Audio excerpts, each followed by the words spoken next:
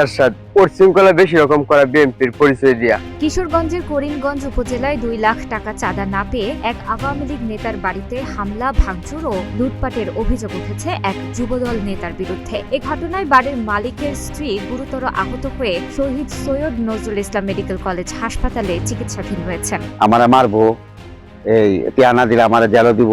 মামলার এজাহার সূত্রে জানা যায়, ভুক্তভোগী হাজী মোহাম্মদ রইস উদ্দিন সুতারপাড়া ইউনিয়নের 9 নম্বর ওয়ার্ড আওয়ামী লীগের সভাপতি। তিনি অভিযোগ করেন, প্রায় 6 মাস আগে করিমগঞ্জ উপজেলা যুবদলের আহ্বায়ক কমিটির সদস্য এরশাদ বিভিন্ন ধরনের ভয়ভীতি দেখিয়ে তার কাছ থেকে 4 লাখ টাকা চাঁদা আদায় করেন। এরশাদ নামে ছেলেটা যে এই অত্যাচার, মানুষের উপরে জুলুম অত্যাচার আরম্ভ করে। এরপর গত বৃহস্পতিবার আবারও তার কাছে 2 লাখ টাকার চাঁদা দাবি করা হয়। দাবি করা টাকা না পেয়ে শুক্রবার সকাল 9টার দিকে এরশাদের নেতৃত্বে 15 থেকে 20 জনের একটি দল দেশীয় অস্ত্র নিয়ে তার বাড়িতে হামলা চালায়।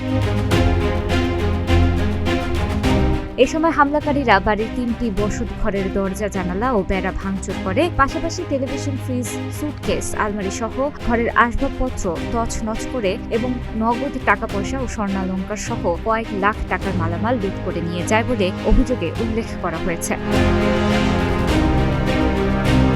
হামলার সময় রইস উদ্দিনের স্ত্রী আলেকজান আক্তার বাধা দিতে গেলে তাকে ধারালো অস্ত্র দিয়ে কুপিয়ে গুরুতর আহত করা হয়। পরে স্থানীয়রা তাকে উদ্ধার করে করিমগঞ্জ উপজেলা স্বাস্থ্য কমপ্লেক্সে নিয়ে যান। সেখানকার চিকিৎসক উন্নত চিকিৎসার জন্য তাকে কিশোরগঞ্জ শহীদ সৈয়দ নজরুল ইসলাম মেডিকেল কলেজ হাসপাতালে পাঠান। ভুক্তভোগী হাজী মোহাম্মদ রইস উদ্দিন বাদী হয়ে 8 জনের নাম উল্লেখ করে এবং অজ্ঞাত আরও 5 থেকে 6 জনকে আসামি করে করিমগঞ্জ থানায় মামলা দায়ের করেছেন।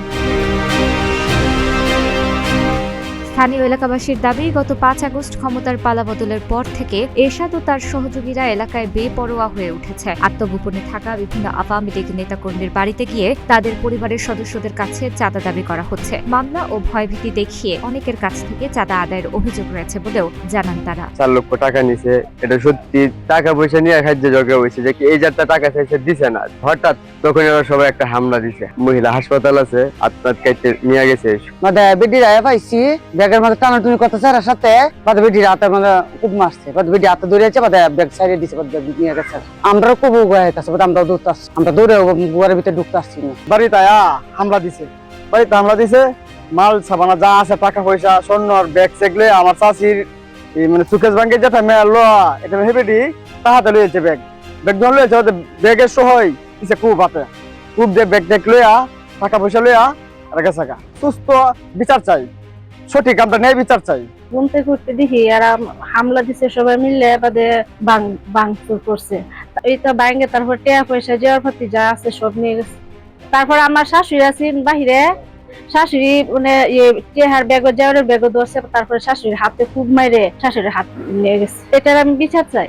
ঈশ্বর মাথা জ্ঞানী এবং আবার ফাড়াইছে, তো এই ব্যাংকে ফাড়াইছে, টাকা লাগে ফাড়াইছে, পেয়া দিতাম না দিলে কোথায় যে আমার উপরে অত্যাচার হইব। এই হুমকি হামকা দিতে, অনেক হুমকি হামকা দিতে। সে কইতাছে যে আমার দল কেমতাত, হ্যাঁ আমার বাহিরে বসি যেত না, আমি যা বলবো তাই করবি ওসি। অনেক বয় টয় দেখাইছে, অনেক কিছু আলাপ করছে মানুষের সামনে। এইটাই আমার বিনত অনুরোধ যে প্রশাসনে যাতে তার বিরুদ্ধে এই পদক্ষেপ নেয়। তবে এসব অভিযোগ অস্বীকার করেছেন অভিযুক্ত যুবদল নেতা এরশাদ। তিনি বলেন, মারামারি বা কাটাকাটি এই ঘটনায় আমি কিছুই জানি না। এই যে মারামারি, যে কাটাকাটি হয়েছে, এই বিষয়ে আমি কিচ্ছু জানি না। এই নগাঁও বিগত দিনে প্রতি বছর 2-4টে গন্ডগোল হয়। জীবনে কোনোদিন আমার নামে একটা মামলাও হয় নাই। আমি এমন প্রকৃতির মানুষ।